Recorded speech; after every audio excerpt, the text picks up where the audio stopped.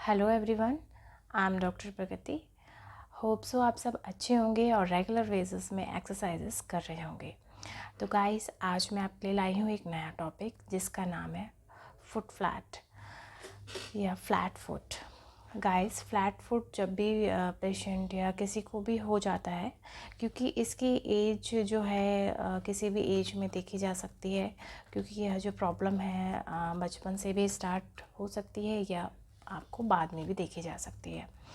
तो गाइस, आज हम इसी के बारे में जानने वाले हैं।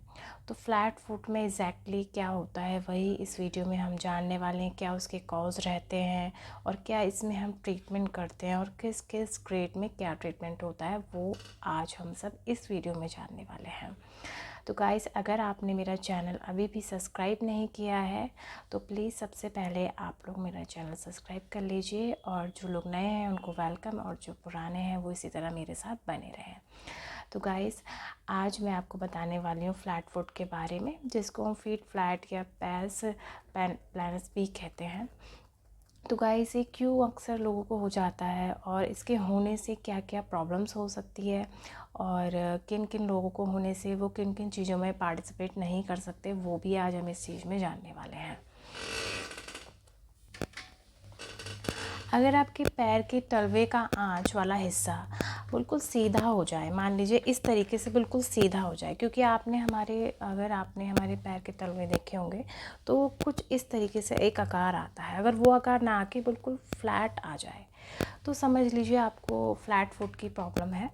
तो इस फ्लैट फुट को ऐसे ही मेजर किया जाता है। जब भी किसी के पैर में आपको इस तरीके से फ्लैट दिखे तो उसका फ्लैट फुट होता है।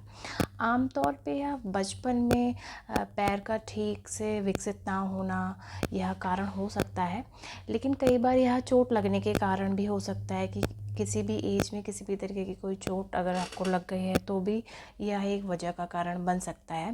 पैरों का आकार ठीक ना होना या चलने या दौड़ने में मुश्किल होना, तो यह चीज़ डायग्नोस हो सकती है कि फ्लैट फुट उस वजह से भी पेशेंट को हो रहा है।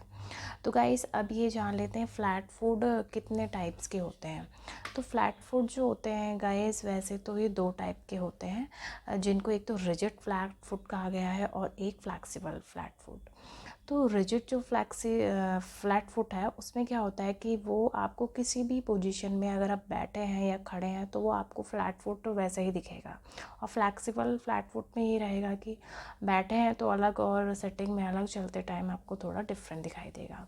तो जो फ्लैक्सिबल फ्लैट फुट रहता है उसमें तो हम ट्रीटमेंट आपको दे के काफ़ी हद तक जो है उसको मैनेजेबल कर सकते हैं। लेकिन जो रिजिड फ्लैट फुट होता है उसमें एक आर्च हम सपोर्ट के तौर पे पेशेंट से कहते हैं कि वो अपने स्लीपर्स के साथ या अपने शूज़ के साथ लगा के रखें और उसके साथ चलें। एक ऑर्थोटिक आर्च सपोर्ट हम दे देते हैं पेशेंट को, जो वो लगा के रखते हैं, जिससे कि वह धीरे धीरे उनके पैर को एक सही वे में आने के लिए हेल्प करता है। तो गाइस, उसमें एक सर्जरी भी ऑप्शन होता है और एक ये चीज़ होती है। तो गाइस, चलिए ये जान लेते हैं कि फ्लैट फुट का एग्जामिनेशन हम किस तरीके से और कैसे कैसे कर सकते हैं।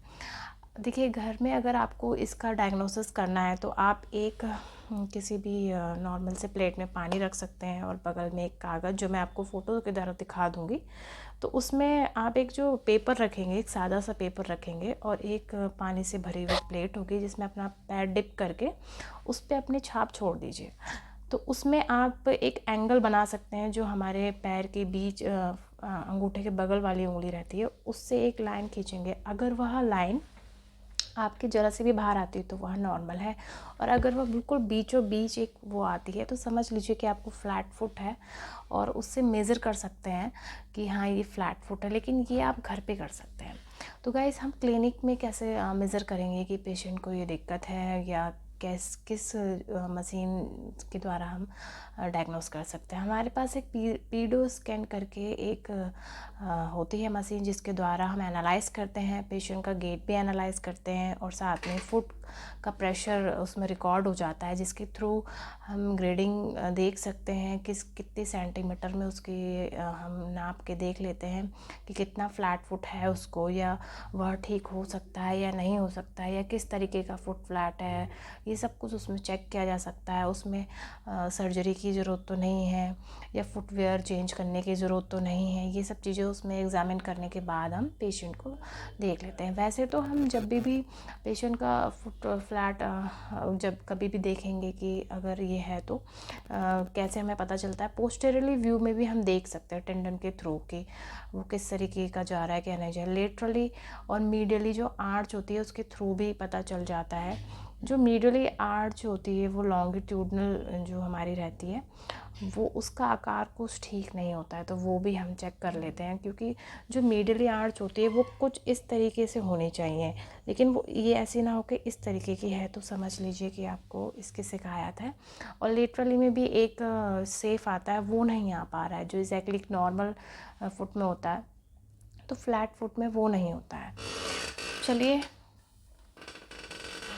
अब देख लीजिए फ्लैट फुट दो तरीके से मैंने आपको बताया। अब चलिए जान लेते हैं इसमें क्या क्या रीज़न हो सकते हैं। तो फ्लेक्सिबल फ्लैट फुट क्या होता है, उसमें माइनर ट्रॉमा की वजह से ये हो सकता है। सीपी पेशेंट में आप देख सकते हैं डाउन सिंड्रोम अगर है तो उसमें भी ये देखा जा सकता है। ये लॉन्ग सिटिंग किसी का वर्क ज़्यादा रहता है तो उसमें भी ये देख सकते हैं, होने के चांसेस हैं।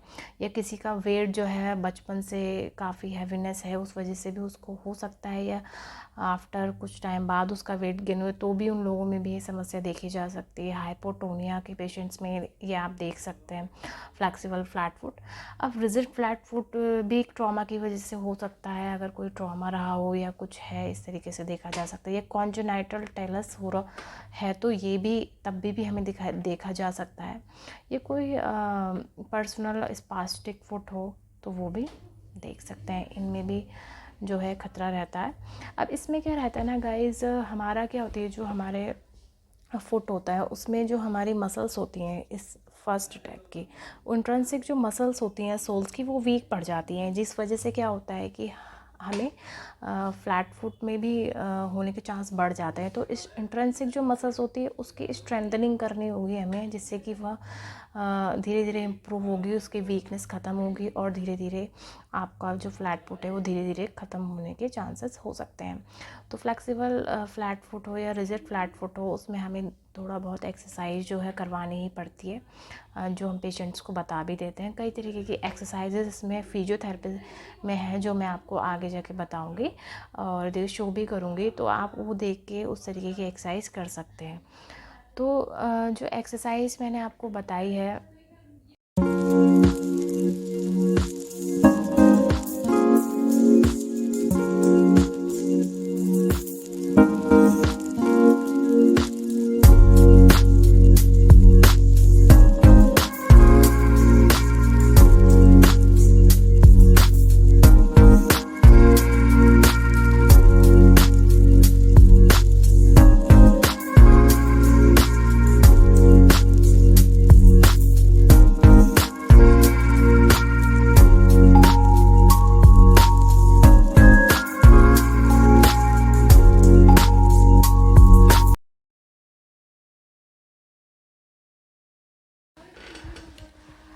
हे गाइस, अगर आपको मेरी यह वीडियो पसंद आई हो तो प्लीज़ इसे लाइक करें, सब्सक्राइब करें और लोगों तक मेरी यह इन्फॉर्मेशन ज़रूर पहुंचाएं। अब मैं आपसे मिलती हूँ नेक्स्ट वीडियो में, इसी तरह मेरी वीडियो देखते रहें।